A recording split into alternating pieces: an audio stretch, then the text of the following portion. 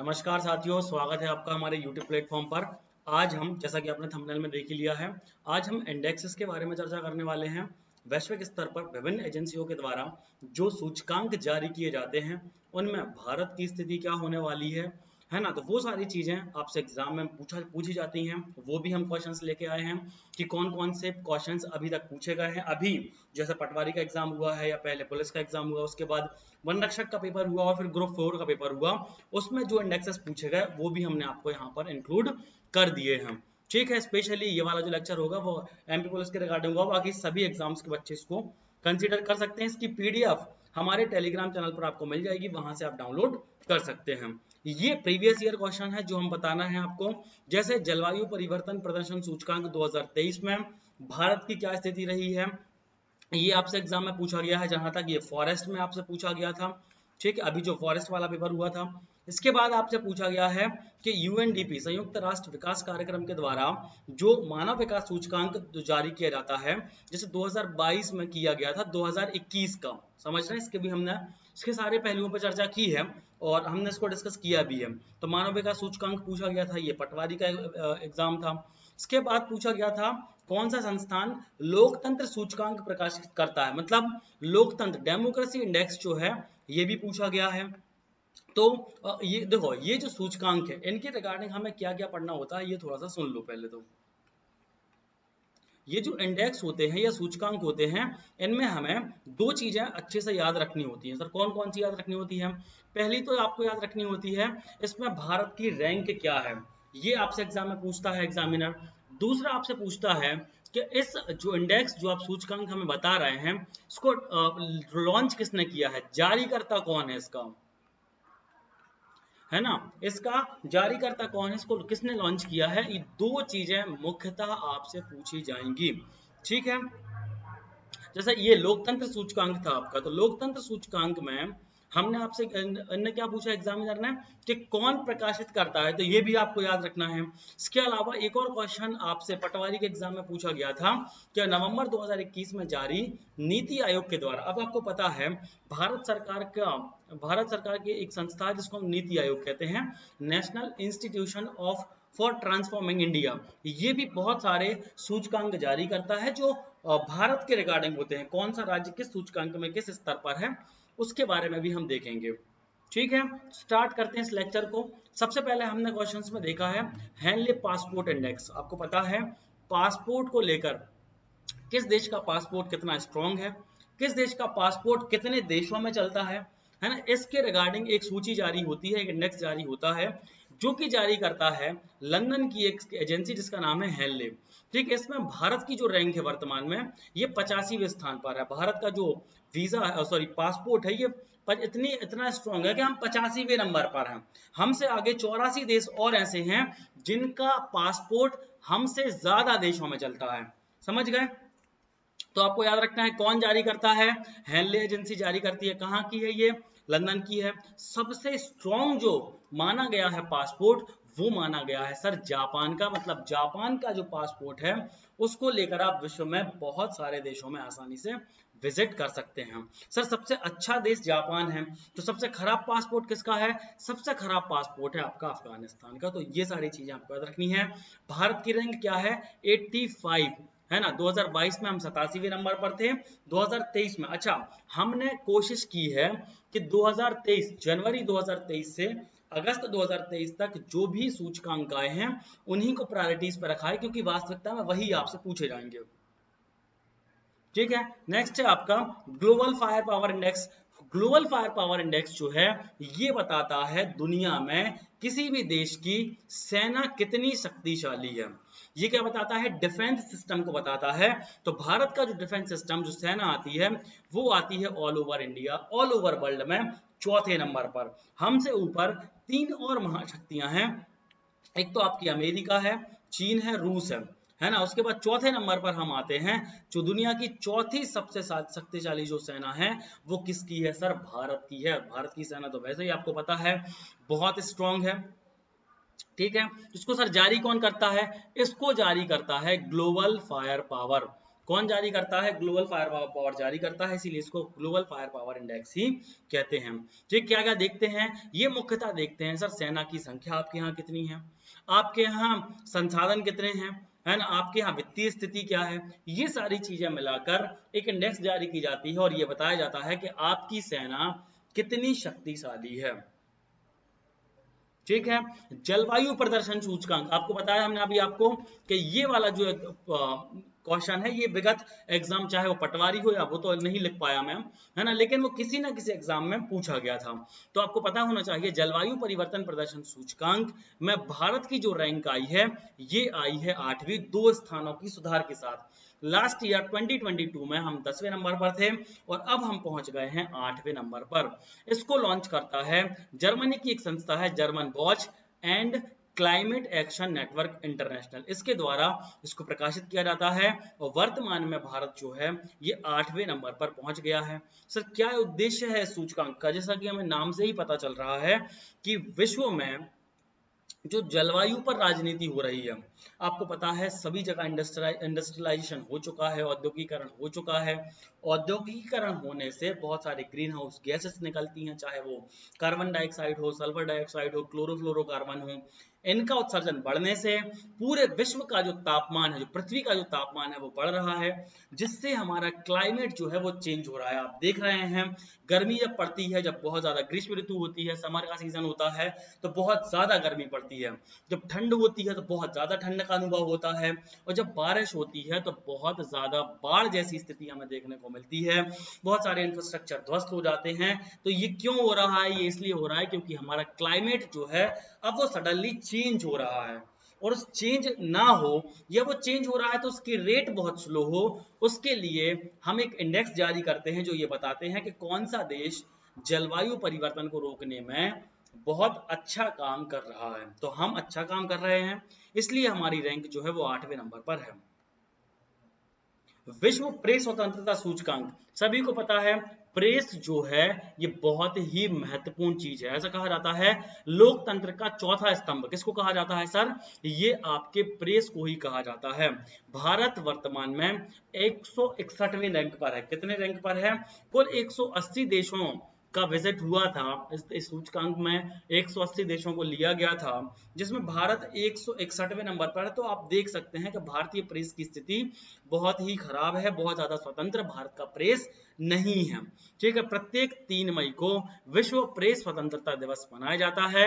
इसी दिन reports without borders के द्वारा, जो कि फ्रांस की एक संस्था है, उसके द्वारा ये सूचकांक जारी किया जाता है, जिसमें यह बताया जाता है कि आपकी प्रेस कितनी फ्री होकर काम करती है। समझ गए? तो ये सारी चीजें हैं। भारत की वर्तमान रैंक यदि हम 2023 में देखते हैं तो 161वें नंबर पर अभी हम वर्तमान में हैं। वर्ल्ड हैप्पीनेस इंडेक्स, ये बहुत इंपॉर्टेंट है। वर्ल्ड हैप्पीनेस इंडेक्स हो, वर्ल्ड पीस इंडेक्स हो, ग्लोबल हंगर इंडेक्स हो, शांति सूचकांक, ये सारे जो इंडेक्स हैं, मानव विकास सूचकांक, जलवायु परिवर्तन, ये बहुत ही इंपॉर्टेंट हैं, जिन्हें हमने शुरू में ही आपको बता दिया है। हमारे टेलीग्राम पर आप जाइए, वहां से इसकी PDF आप डाउनलोड आसानी से कर सकते हैं। पढ़िए आसानी, पेपर दीजिए और फिर बताइए मुझे, है ना, कि बहुत यूजफुल ये रही या फिर नहीं। वर्ल्ड हैप्पीनेस इंडेक्स के बारे में जब चर्चा करते हैं तो हम देखते हैं फिनलैंड जो है वो लगातार 5वें वर्ष दुनिया का सबसे खुशहाल देश को नॉमिनेट किया गया है। आपको पता होगा बहुत सारे इंडेक्सेस आते हैं, उन इंडेक्सेस में कुछ गिनती के ही देश हैं जो हमेशा टॉप पर रहते हैं, जैसे डेनमार्क हो गया, आइसलैंड हो गया, फिनलैंड हो गया, स्विट्जरलैंड हो गया, स्वीडन हो गया।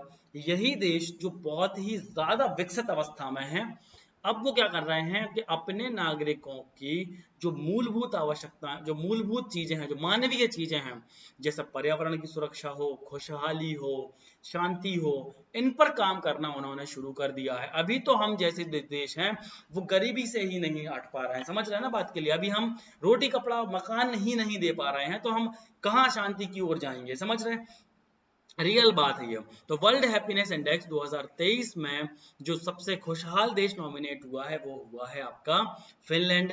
भारत की स्थिति जो है वो 136 देशों में 126वें नंबर पर है हम, मतलब लास्ट 11th, है ना, लास्ट 11th पे है हम, मतलब बहुत ज्यादा खुशहाल देशों में हमारा नाम नहीं आता है। कई बार इन इंडेक्सेस पर ही सवाल या निशान खड़े होते हैं हालांकि, लेकिन हम तो केवल एग्जाम के पॉइंट ऑफ व्यू से देखेंगे, जिसमें हम ये देखेंगे कि भारत की रैंक 126 भी है, सबसे खुशहाल देश फिनलैंड है, सबसे कम खुशहाल देश अफगानिस्तान है, और ये इंडेक्स जो है संयुक्त राष्ट्र के सतत विकास समाधान नेटवर्क के द्वारा जारी किया जाता है, सस्टेनेबल डेवलपमेंट सॉल्यूशन नेटवर्क के द्वारा इसको जारी किया जाता है। ठीक है, अगले क्वेश्चन की तरफ बढ़ते हैं जो कि बहुत इंपॉर्टेंट है और भारत को आगे ले जाने में इसकी बहुत इंपॉर्टेंट भूमिका होने वाली है।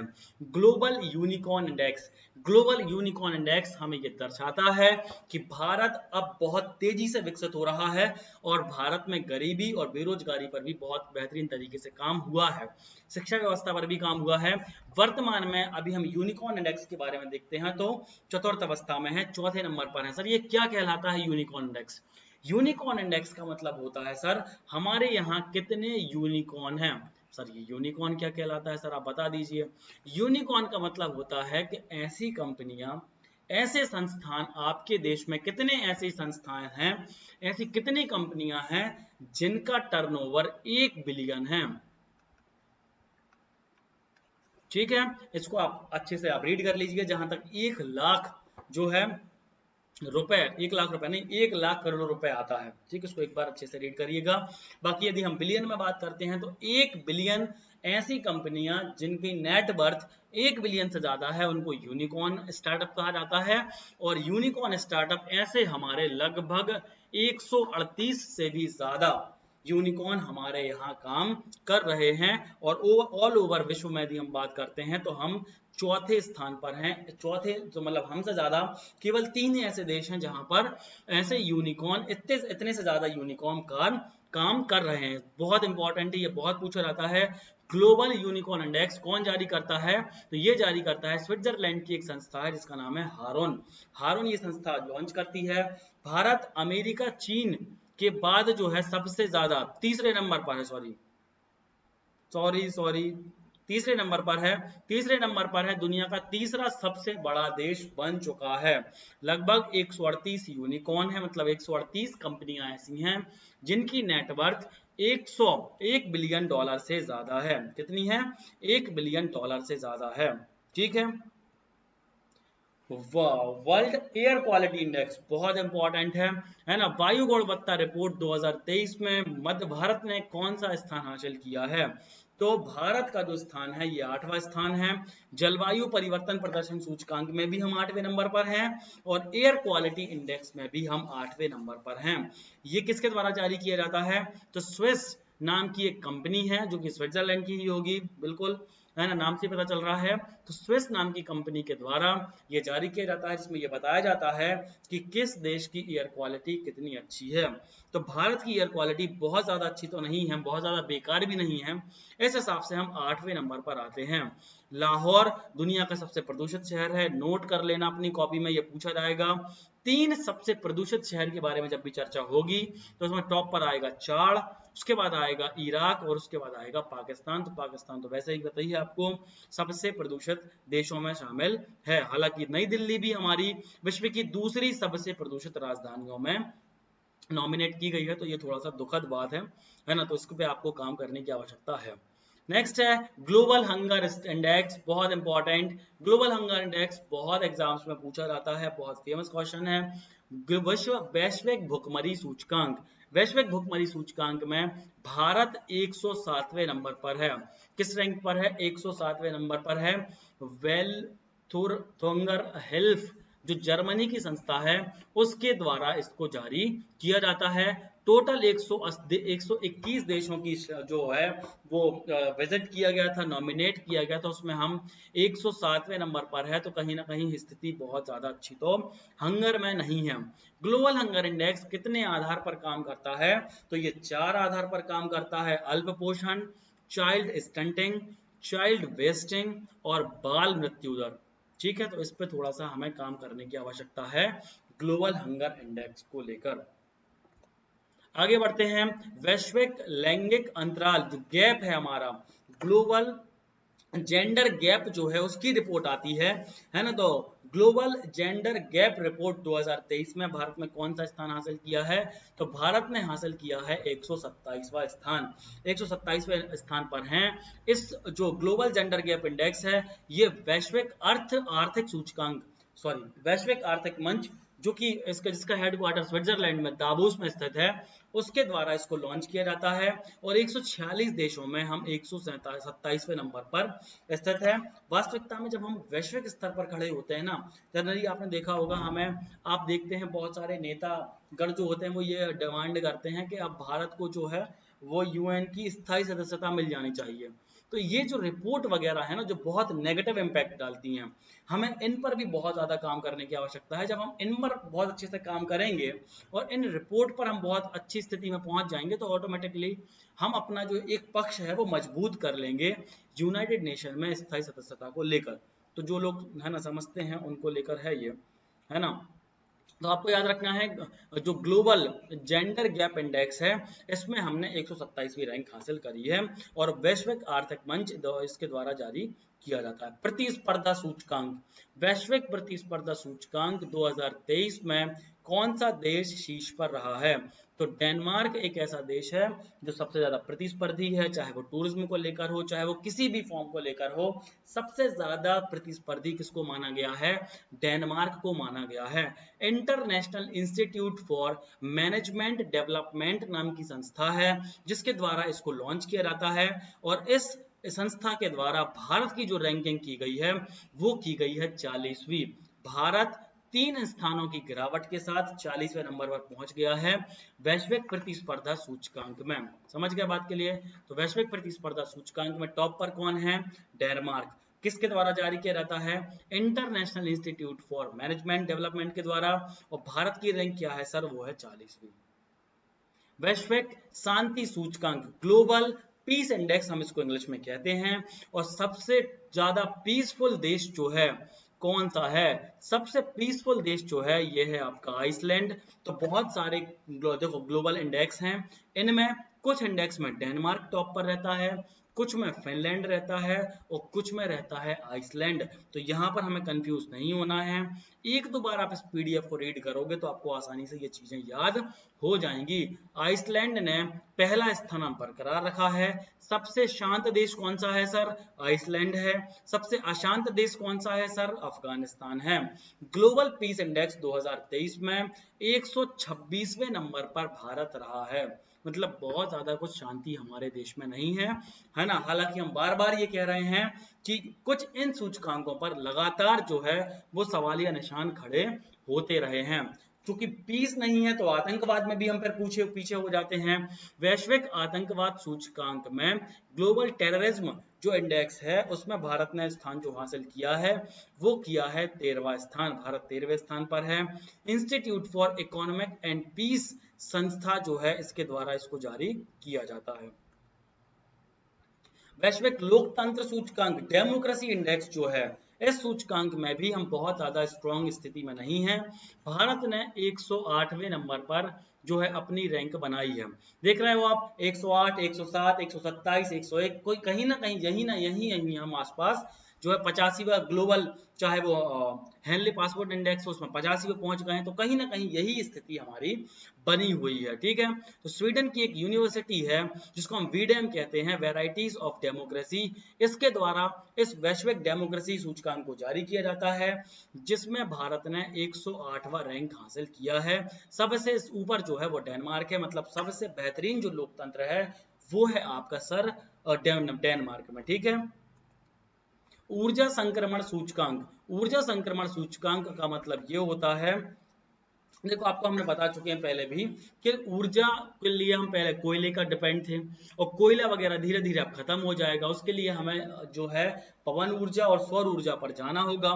ये पवन ऊर्जा और सौर ऊर्जा जो है ना सिर्फ ऊर्जा के बहुत अच्छे साधन हैं बल्कि इसके साथ साथ इको फ्रेंडली भी हैं, पर्यावरण फ्रेंडली भी हैं। तो इस दिशा में कौन सा देश क्या काम कर रहा है उसको लेकर भी एक सूची जारी होती है, जो वर्ल्ड इकोनॉमिक फोरम जारी करता है, विश्व आर्थिक मंच जारी करता है, और इस पर भारत जो है 67वें नंबर पर है, 67th रैंक पर अभी हम बने हुए हैं ऊर्जा संक्रमण सूचकांक में। जो स्वीडन नाम का देश है ये टॉप पर है, मतलब ये बहुत अच्छा काम कर रहा है नेचुरल एनर्जी को लेकर। क्या है सर ये संक्रमण सूचकांक? विभिन्न देशों के नेट शून्य उत्सर्जन की स्थिति, मतलब हम जो इंडस्ट्री लगाए हुए हैं वहां से कार्बन का उत्सर्जन नेट शून्य हो जाएगा, या फिर हो भी रहा है, तो जो ग्रीन हाउस गैसें हैं उनको वायुमंडल से हटाकर हम संतुलित अवस्था में कर देंगे। उसके लिए हम क्या करने वाले हैं, उसके लिए हम बहुत सारा वृक्षारोपण करेंगे, ऊर्जा की बचत करेंगे, उसके साथ साथ सौर ऊर्जा और पवन ऊर्जा की दिशा में भी हम बहुत सारा काम करेंगे। ठीक है, बहुत इंपॉर्टेंट। अगला जो रिपोर्ट है ये है सीपरी रिपोर्ट, बहुत ज्यादा पूछा जाता है। सीपरी रिपोर्ट क्या करता है, हथियार निर्यातक देशों की सूची तैयार करता है। हमसे पूछा गया है सीपरी रिपोर्ट 2023 के अनुसार विश्व का सबसे बड़ा हथियार निर्यातक देश, मतलब ऐसा देश जो हथियार का निर्यात करता है, एक्सपोर्ट करता है, कौन सा देश है? पढ़ने की भी बात है, थोड़ा सा आपको पढ़ लेना है। तो इसमें अमेरिका जो है ये टॉप पर है। अमेरिका अभी भी वही देश है जो क्या करता है, दूसरों की रोटी जो है, दूसरे के चूल्हे, अपने चूल्हे पर दूसरों की रोटी सेकता है। आप लड़ो, हम हथियार बेचें, और हम जो है वो क्या करेंगे, सबसे स्ट्रॉन्ग बने रहेंगे। Stockholm International Peace Research Institute, इसका पूरा नाम है Stockholm International Peace Research Institute के द्वारा ये जारी किया जाता है। सीपरी रिपोर्ट है। सीपरी एक स्वतंत्र अंतरराष्ट्रीय संस्थान है जो संघर्ष, सशस्त्रीकरण, सशस्त्र नियंत्रण और निशस्त्रीकरण पर कार्य करता है। 1966 में स्टॉकहोम स्वीडन में इसकी स्थापना की गई थी, जिसके द्वारा यह जारी किया गया है कि अमेरिका विश्व का सबसे बड़ा हथियार निर्यातक देश है। मतलब सबसे ज्यादा विश्व में जो हथियार जो हैं वो कौन एक्सपोर्ट करता है सर, अमेरिका एक्सपोर्ट करता है। इसके साथ साथ रूस जो ये भी जारी किया है सीपरी रिपोर्ट में कि रूस के पास सबसे अधिक संख्या में परमाणु हथियार हैं। तो ये भी आपसे भी एग्जाम में पूछा जाता है, तो आपसे बन जाना चाहिए दो चीजें। सबसे ज्यादा हथियार एक्सपोर्ट कौन करता है सर, अमेरिका, है ना। सबसे ज्यादा परमाणु शस्त्र किसके पास है, तो वो है रूस। 2022 में मानव विकास सूचकांक प्रदर्शित किया गया था, और अभी अगले ही महीने सितंबर अक्टूबर में फिर से 2023 मानव विकास सूचकांक आएगा। तो पिछले साल अक्टूबर सितंबर के माह में जब मानव विकास सूचकांक आया था तो वो आया था 21 का, ये एग्जाम में पूछा गया है आपसे। उसमें भारत कौन से स्थान पर रहा है, तो उसमें रहा है आपका 132वें नंबर पर, है ना। तो अभी क्या होता है, एक साल पीछे का जारी होता है। तो क्या हुआ, अक्टूबर सितंबर 2022 में जो हुआ जारी वो हुआ 2021 का, और अक्टूबर सितंबर 2023 में जारी होगा 2022 का। मानव विकास सूचकांक जो है, जो ह्यूमन डेवलपमेंट इंडेक्स है, ये बहुत इंपॉर्टेंट है, बहुत सामान्य है, बहुत ज्यादा पूछा जाता है, इसीलिए मैंने इसको अलग से आपको बताया है। UNDP, United Nation Development Programme के द्वारा इसको जारी किया जाता है। भारत का पिछले साल जो रैंक थी वो 132वीं थी। इसके इस सूचकांक के 3 स्टैंडर्ड होते हैं, शिक्षा, स्वास्थ्य और आय। ठीक है, इसके अलावा यदि हम बात करते हैं तो ये तो होगा वैश्विक सूचकांक जो जनवरी, है ना, या नवंबर 2022 से अभी तक जारी किए गए थे। इसके अलावा यदि हम बात करते हैं तो भारत सरकार के द्वारा भी कुछ सूचकांक जारी किए जाते हैं, जिनके बारे में चर्चा करना बहुत आवश्यक है, जो आपसे एग्जाम में पूछा गया है। राष्ट्रीय बहुआयामी गरीबी सूचकांक जो नीति आयोग के द्वारा जारी किया जाता है, किसके द्वारा जारी किया जाता है, national institution for transforming India, जिसकी स्थापना 2015 में की गई थी, 1 जनवरी 2015 को। उसके द्वारा जारी किया जाता है कि भारत में गरीबी की स्थिति क्या है। तो इसमें पूछा गया है कि 2023 में कितने लोग बहुआयामी का मतलब क्या है, तीव्र गरीब, जो बहुत गरीब होते हैं वो बाहर आ गए हैं। तो ऐसे लगभग 13.5 करोड़ लोग हैं।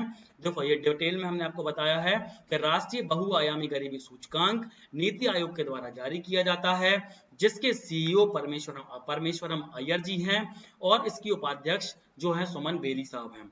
ठीक है। विगत 5 वर्षों यानी 2015-16 और 2019-21 की अवधि के दौरान यदि हम देखते हैं तो देश में लगभग 13.5 करोड़ लोग ऐसे हैं जो तीव्र गरीबी से बाहर आ गए हैं। मध्य प्रदेश के रिगार्डिंग यदि हम बात करते हैं तो मध्य प्रदेश में विगत 5 वर्षों में लगभग 1,36,00,000 ऐसे हैं जो गरीबी से, इस तीव्र गरीबी से क्या हो गए हैं, बाहर आ गए हैं। चूंकि इसको हम इंग्लिश में कहते हैं MPI, क्या कहते हैं, मल्टी डायमेंशनल पॉवर्टी इंडेक्स, बहुआयामी गरीबी सूचकांक। इस सूचकांक में गरीबों की संख्या के मामले में उत्तर प्रदेश में गरीब व्यक्तियों की संख्या में सबसे बड़ी गिरावट दर्ज की गई है। तो ये भी आपसे पूछा जा सकता है कि बताओ किस राज्य में सबसे ज्यादा गिरावट दर्ज की गई है, तो वो की गई है सर उत्तर प्रदेश में। मतलब सबसे ज्यादा बाहर जो आए हैं गरीबी से वो आए हैं उत्तर प्रदेश से, फिर आए हैं बिहार में, और तीसरे नंबर पर आता है हमारा MP, जहां सबसे ज्यादा गरीब लोग गरीबी से बाहर आए हैं। ये सूचकांक नीति आयोग के द्वारा जारी किया जाता है, ये आपको याद रखना है। दूसरा याद रखना है निर्यात तैयारी सूचकांक 2023, ये भी लॉन्च किया जा चुका है और इसमें टॉप किया है आपका तमिलनाडु ने। किसने लॉन्च किया है? तो निर्यात तैयारी सूचकांक नीति आयोग के द्वारा जारी किया जाता है। इसको पिछले ही महीने 17 जुलाई 2023 को जारी किया गया। ये सूचकांक का तीसरा संस्करण था और 80% के साथ तमिलनाडु ने टॉप किया है। मतलब सबसे अच्छा जो निर्यात, जो एक्सपोर्ट है वो कौन करता है सर? तमिलनाडु करता है। उसके बाद महाराष्ट्र करता है और उसके बाद कौन करता है सर? कर्नाटका करता है। इस सूचकांक का उद्देश्य क्या है? इस सूचकांक का मुख्य उद्देश्य है कि हमारी जो एक्सपोर्ट कैपेबिलिटीज है, हमारे राज्यों की जो एक्सपोर्ट कैपेबिलिटीज है उनका आकलन किया जा सके, उनकी जांच की जा सके, ताकि हम भारत का जो ओवरऑल एक्सपोर्ट है उसको बढ़ा सकें। ठीक है, थैंक यू सो मच। कैसा लगा आपको वीडियो कमेंट में बताएं, चैनल को सब्सक्राइब करें, वीडियो को लाइक करें। Thank you so much. इस हमारे टेलीग्राम चैनल से जुड़ जाइए, वहां पर आपको इसकी PDF मिल जाएगी।